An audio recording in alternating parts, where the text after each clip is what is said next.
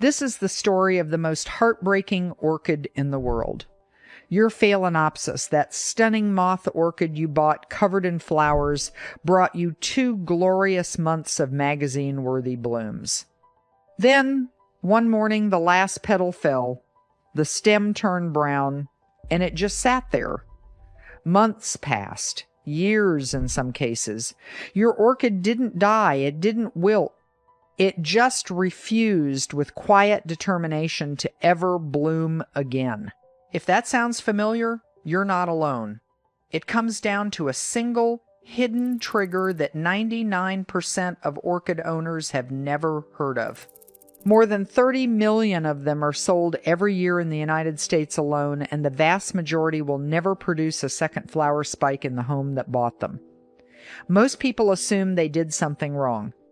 They watered too much or too little, used the wrong fertilizer, or talked to it in the wrong tone of voice. But the real reason your orchid won't rebloom has almost nothing to do with any of that. It comes down to a single hidden trigger that 99% of orchid owners have never heard of. This is the 10-degree secret. And once you learn it, your orchid will never refuse to bloom again. To understand why, you have to go back to where this plant came from. Not the grocery store, not the greenhouse it was raised in, the actual place on Earth where phalaenopsis evolved over millions of years. These orchids originate in the cloud forests of Southeast Asia, the Philippines, Indonesia, Malaysia, Taiwan, parts of southern China, and northern Australia. They don't grow in soil. They grow on the sides of trees, clinging to bark with thick, silvery roots that drink moisture straight out of the air. The climate they evolved in is very specific. It's warm, it's humid, it's bright, but never in direct sun. And critically, every single night, the temperature drops. In a Philippine cloud forest, daytime temperatures sit somewhere between 75 and 85 degrees Fahrenheit. But once the sun goes down, the temperature falls, sometimes by 10 degrees, sometimes by 15. Cool mountain air rolls down the slopes, the humidity rises, and the orchid sits in its tree all night long, breathing in air that is meaningfully colder than what it experienced during the day.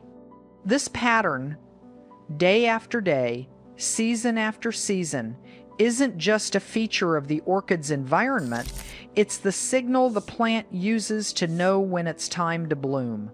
Inside every phalaenopsis is a biological clock. That clock is wired to listen for one specific event.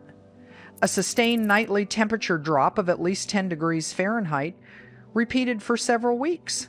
When the orchid detects this pattern, a process scientists call thermoinduction, something extraordinary happens.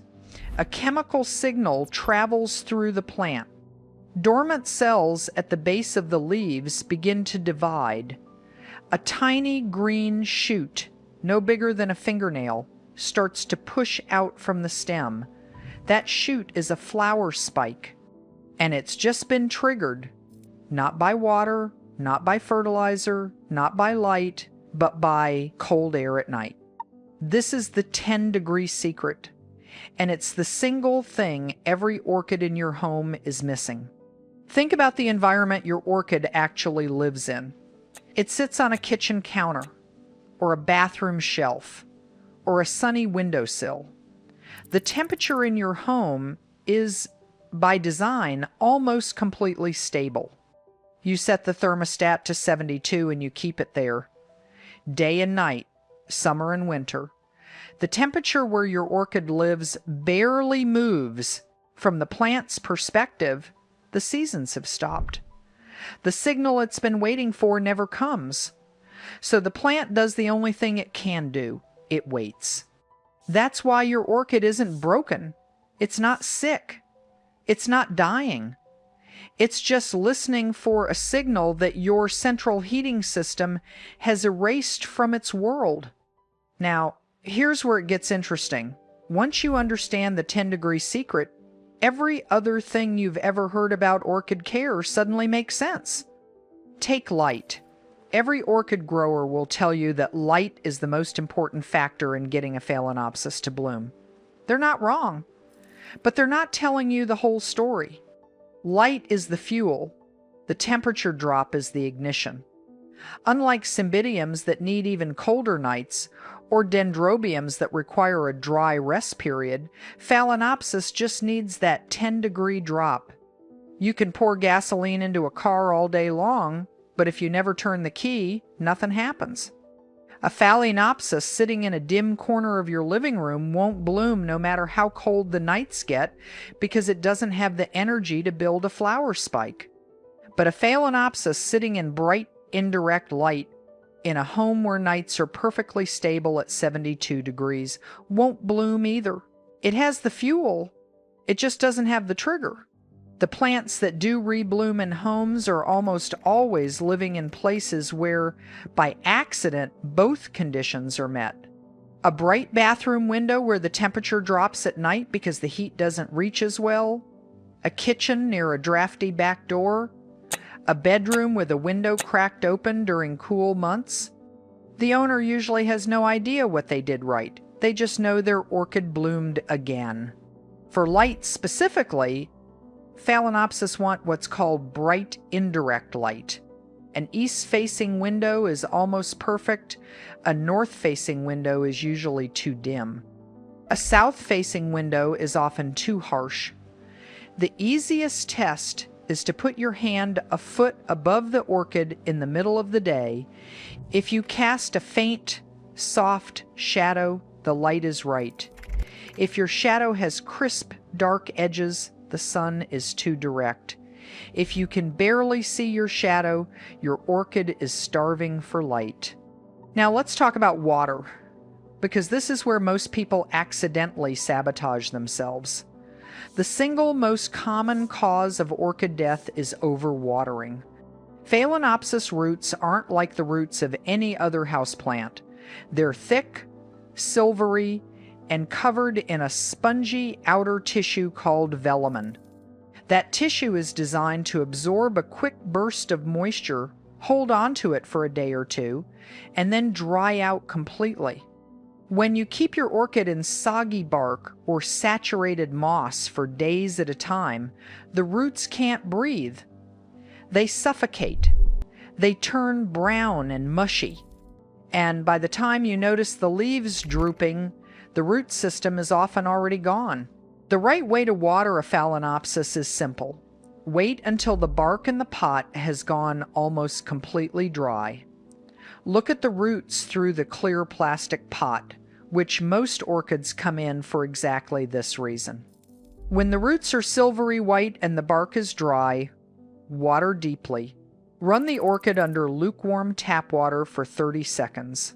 Let everything drain, then put it back, and don't touch it again for 1 to 2 weeks. The plant doesn't care what day of the week it is. It cares whether its roots are dry. For feeding, less is more. Use a balanced orchid fertilizer at 1/4 of the recommended strength once a week during spring and summer.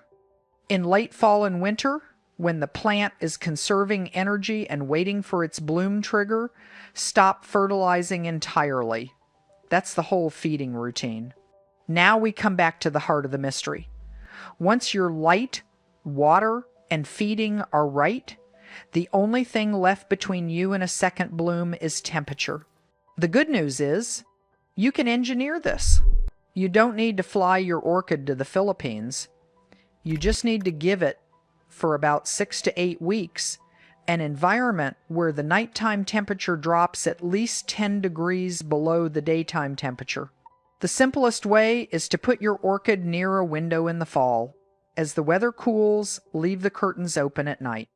The glass will cool, the air right next to the window will cool with it, and your orchid will sit in a microclimate that's naturally several degrees colder after sunset than during the day.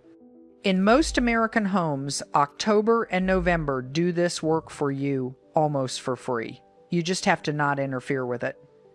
Don't move the plant to a warmer spot. Don't crank the heat to keep the room toasty. Let the orchid feel autumn the way it would have felt the dry season in its native forest.